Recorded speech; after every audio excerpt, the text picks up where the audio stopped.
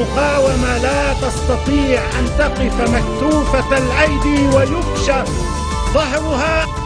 ليس حزبا لبنانيا ولكنه فرقة إيرانية.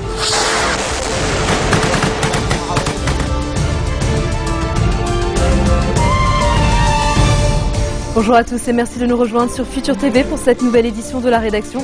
Voici les titres de ce journal. Les députés libanais prorogent leur mandat de 17 mois jusqu'au 20 novembre 2014.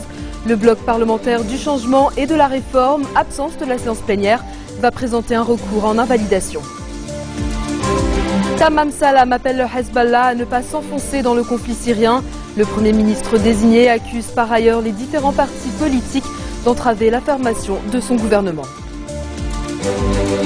Bachar el-Assad dit avoir reçu des missiles solaires de la part de la Russie, une affirmation démentie par la presse russe selon laquelle Moscou entend fournir comme prévu 10 avions de chasse MiG-29 à Damas. Et à suivre également dans cette édition, l'Union européenne dénonce les projets israéliens de construction de nouveaux logements à Jérusalem-Est, des colonies illégales au regard du droit international et qui menacent une solution à deux États.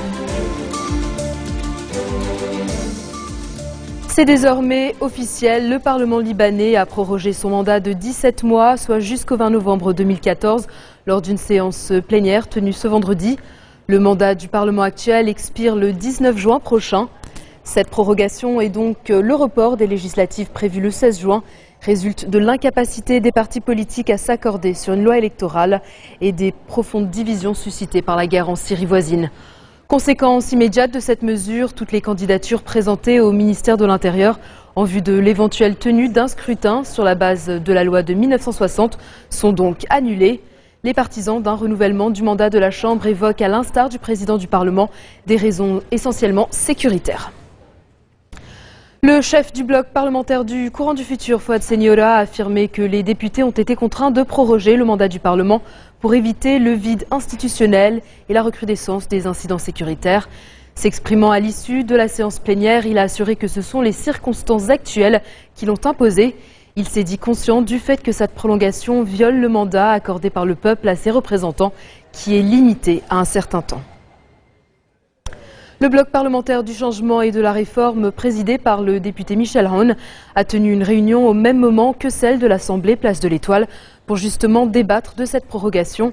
Le bloc a fait savoir qu'il présentera un recours en invalidation de cette prolongation devant le Conseil constitutionnel. L'une de ses composantes, le parti arménien Tashnag, s'est toutefois prononcée en faveur de la prorogation. Le Liban doit se tenir à distance de ce qui se passe en Syrie, une déclaration signée Tamam Salam.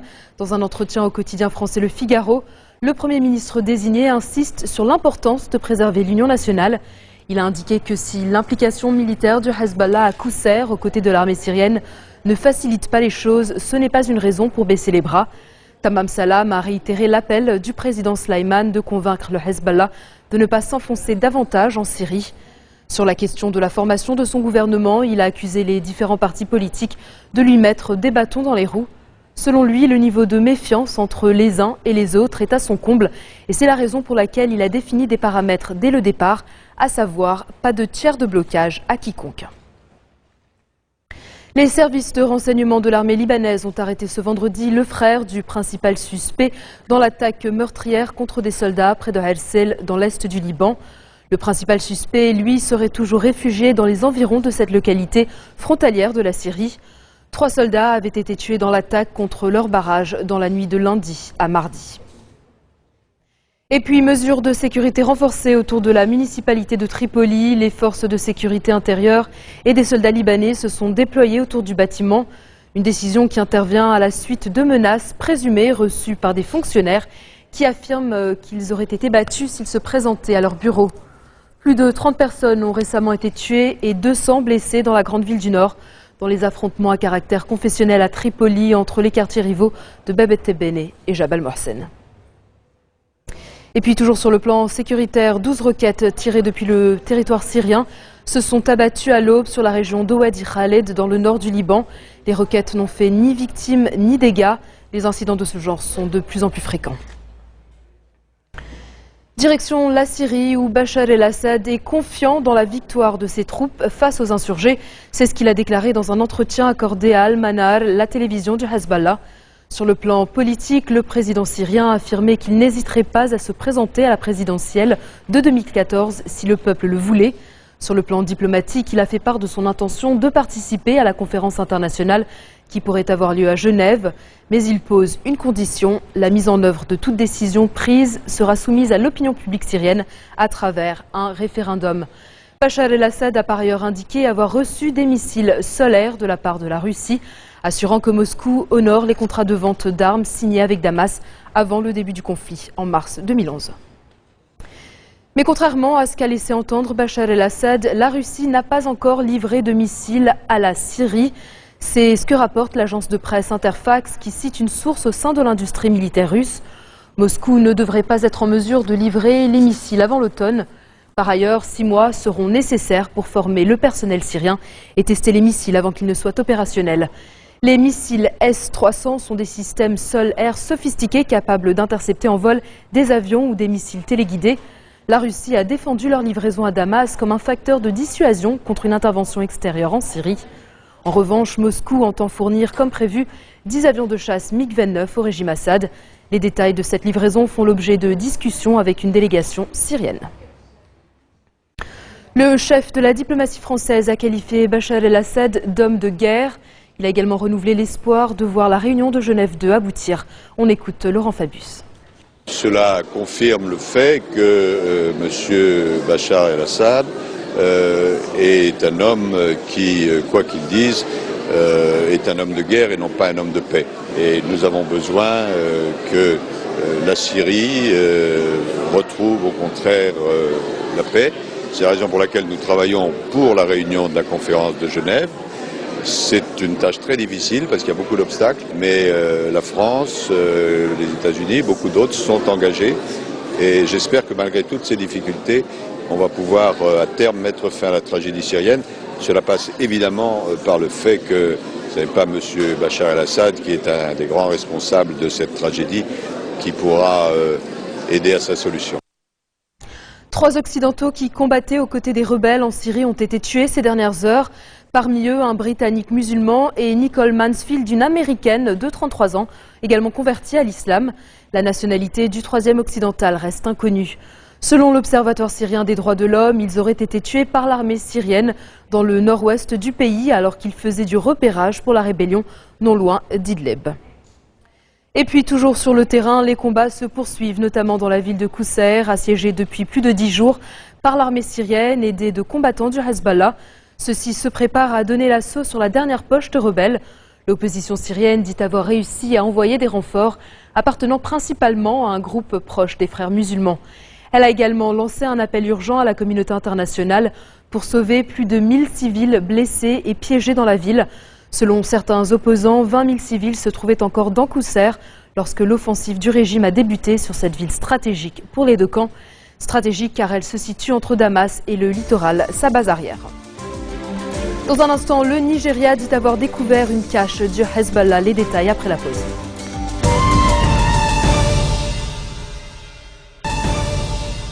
Retour sur le plateau de l'info de Futur TV. L'Union européenne dénonce les projets israéliens de construction de nouveaux logements à Jérusalem-Est. Selon un communiqué de la chef de la diplomatie de l'UE, ces colonies sont illégales au regard du droit international et menacent de rendre impossible une solution à 2 États. Catherine Ashton a exhorté le gouvernement israélien à mettre fin immédiatement à ces projets de colonisation en Cisjordanie, y compris à Jérusalem-Est. Alors que le processus de paix est gelé depuis septembre 2010, la diplomate a assuré que les négociations restent la meilleure voie pour résoudre le conflit israélo-palestinien.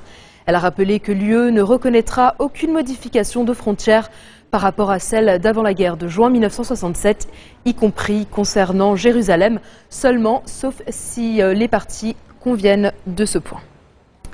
Les Irakiens dans la rue ce vendredi pour dénoncer la recrudescence des violences sur fond de graves crises politiques.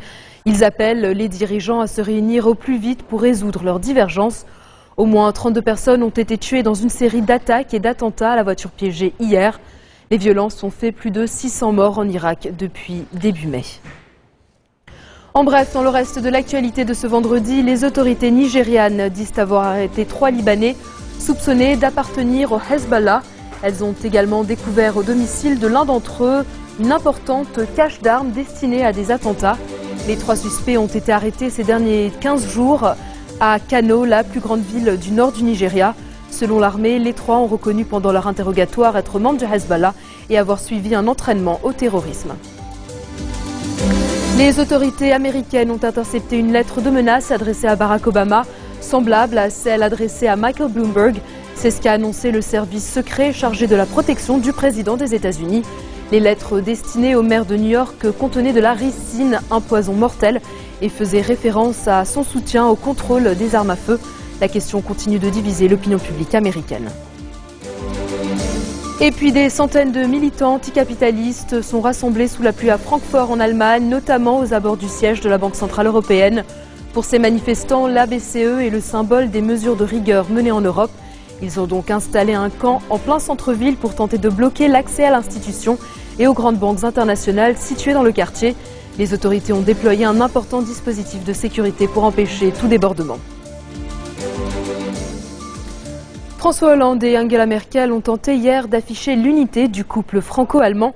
Si la chancelière allemande s'est ralliée à la proposition du chef de l'État français de créer un président de la zone euro à temps plein, elle a en revanche maintenu la pression exercée par la Commission européenne pour que la France aille jusqu'au bout des réformes structurelles promises. On écoute François Hollande.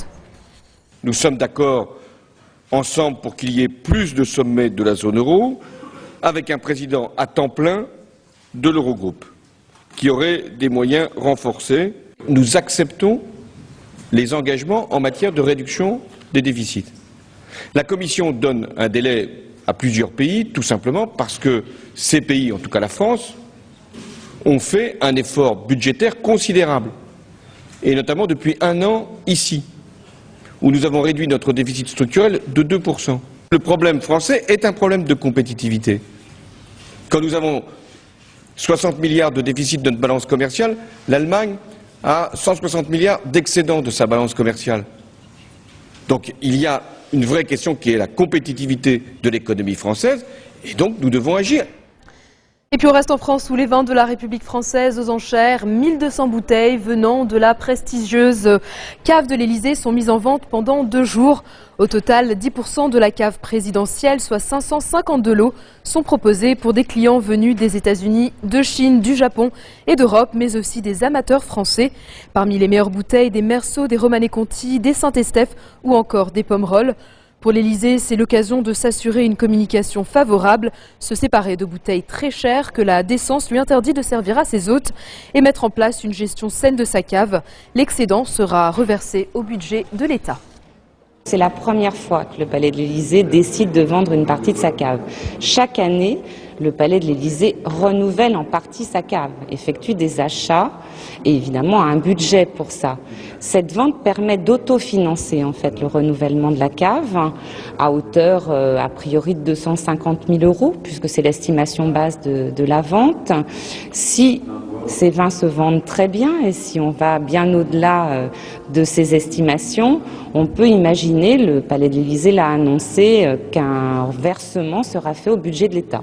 D'abord, une grande qualité de conservation. Ils n'ont pas bougé de la cave qui a eu quelques restaurations dans les années 90, mais qui n'ont pas été déplacés dans un autre lieu. Donc une qualité de conservation vraiment très très bonne.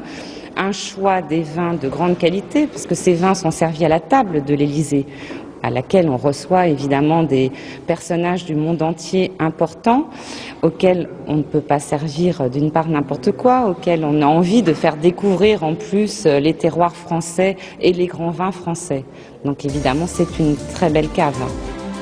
C'est la fin de ce journal. Tout de suite, le rappel des titres qui ont marqué l'actualité de cette journée. Les députés libanais prorogent leur mandat de 17 mois, soit jusqu'au 20 novembre 2014. Le bloc parlementaire du changement et de la réforme, absent de la séance plénière, va présenter un recours en invalidation. Tamam Salam appelle le Hezbollah à ne pas s'enfoncer dans le conflit syrien. Le Premier ministre désigné accuse par ailleurs les différents partis politiques d'entraver la formation de son gouvernement. Bachar el-Assad dit avoir reçu des missiles sol-air de la part de la Russie. Une affirmation démentie par la presse russe selon laquelle Moscou entend fournir, comme prévu, 10 avions de chasse MiG-29 à Damas. Et puis l'Union européenne dénonce les projets israéliens de construction de nouveaux logements à Jérusalem-Est, des colonies illégales au regard du droit international et qui menacent une solution à 2 États. Merci de votre attention, retrouvez-nous tous les jours à 16h40 heure de Beyrouth. Vous pouvez également nous suivre en ligne et en direct au www.futurtvnature.com ou en téléchargeant gratuitement notre nouvelle application mobile Futur TV Lebanon. Excellente suite de programmes sur notre antenne et bon week-end. المقاومة لا تستطيع أن تقف مكتوفة الأيدي ويكشف ظهرها. ليس حزبا لبنانيا ولكنه فرقة إيرانية.